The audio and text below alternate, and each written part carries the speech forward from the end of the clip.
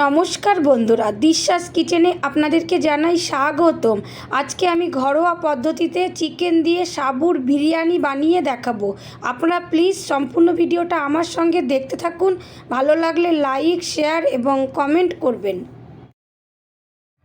সাবুর বিরিয়ানি বানানোর জন্য আমি এখানে নিয়ে নিয়েছি 250 গ্রাম বড় দানা সাবু। আমি সাবুগুলোকে জলে 2 ঘন্টা ভিজিয়ে রেখেছিলাম, তারপরে জল থেকে উঠিয়ে ঝুড়িতে জল ঝরাতে দিয়ে দিয়েছিলাম। আমি এখানে 300 গ্রাম চিকেন ব্রেস্ট নিয়ে নিয়েছি। আমি চিকেনগুলোকে ছোট ছোট টুকরো করে কেটে নিয়েছি।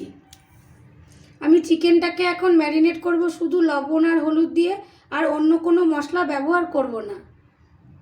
আমি এখন লবণ দিয়ে দিচ্ছি, হলুদ দিয়ে দিচ্ছি। লবণ হলুদটা ভালো করে মাখিয়ে 10 মিনিট রেখে দেবো।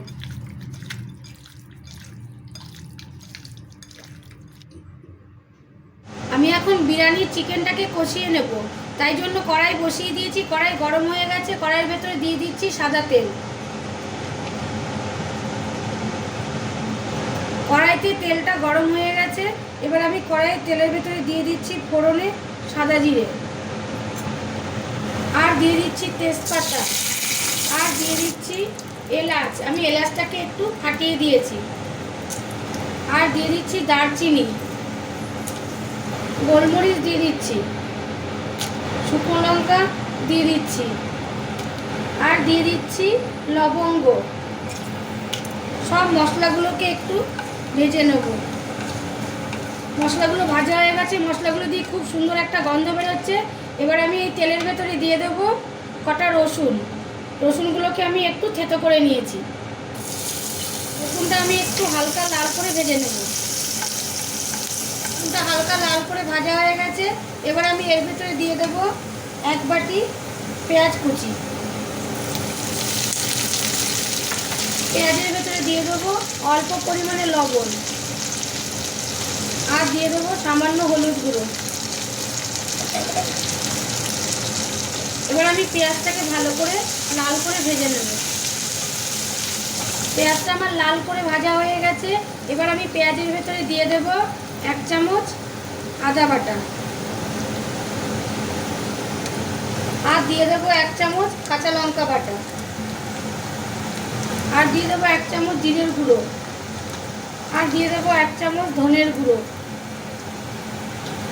এবার আমি ওই মশলাগুলোর মধ্যে সামান্য জল দিয়ে দেবো। এবার আমি পেঁয়াজগুলোর সঙ্গে মশলাটাকে ভালো করে কষিয়ে নেব। পেঁয়াজটা আমার ভালো করে মশলার সঙ্গে কষানো হয়ে গেছে, এবার আমি দিয়ে দেব ম্যারিনেট করা চিকেনটা। চিকেনটাকে আমি মশলার সঙ্গে ভালো করে কষিয়ে নেব। মাংসটা 4-5 মিনিট ধরে কষানো হচ্ছে। আমি এবার এর ভেতরে দিয়ে দেবো কেটে রাখা টমেটোগুলো। আমি টমেটোগুলো লম্বা লম্বা করে কেটে নিয়েছি। টমেটো দিয়ে আমি ভালো করে মাংসের সঙ্গে মিশিয়ে মাংসটাকে কষিয়ে নেব। টমেটো আর পেঁয়াজ থেকে জল বেরিয়ে চিকেনটা মোটামুটি প্রায় সেদ্ধই হয়ে গেছে। এবার আমি এর ভেতরে দিয়ে দেব 2 টেবিল চামচ টক দই।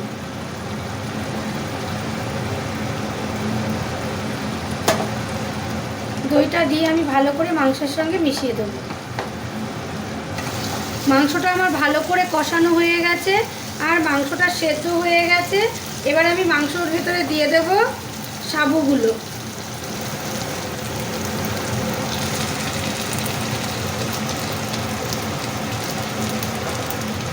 আমি এবার সাবুগুলোর ভেতরে দিয়ে দেব স্বাদ অনুযায়ী লবণ, আর দিয়ে দেব 1/2 চামচ চিনি, আর দিয়ে দেব 1/2 চামচ গরম মশলার গুঁড়ো।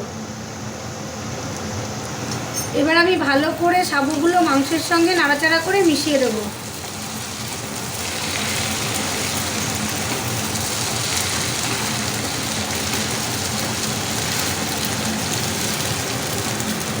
আমার সাবুগুলো ভালো করে মাংসের সঙ্গে মেশানো হয়ে গেছে। এবার আমি এর ভেতরে দিয়ে দেব গোলাপ জল সামান্য পরিমাণে।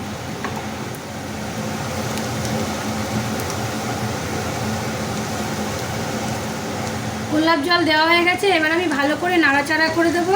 গোলাপ জলটা দিয়ে আমার ভালো করে মেশানো হয়ে গেছে, এবার আমি ঢাকনা দিয়ে ঢেকে দেবো যাতে গোলাপ জলের গন্ধটা পুরো বিরিয়ানির ভেতরে ছড়িয়ে যায়। আর আমি গ্যাসটা এখন বন্ধ করে দিচ্ছি। বন্ধুরা, সাবুর বিরিয়ানি তৈরি হয়ে গেছে। দেখুন বন্ধুরা, কি সুন্দর দেখতে হয়েছে। দেখতেও যেরকম সুন্দর হয়েছে, খেতেও ভীষণ ভালো হয়। আপনারা একবার হলেও বাড়িতে বানিয়ে খেয়ে দেখবেন, রেসিপিটি ভীষণ ভালো লাগবে। আরও অনেক নতুন রেসিপির জন্য দিশাস কিচেনকে ফলো করুন। ধন্যবাদ।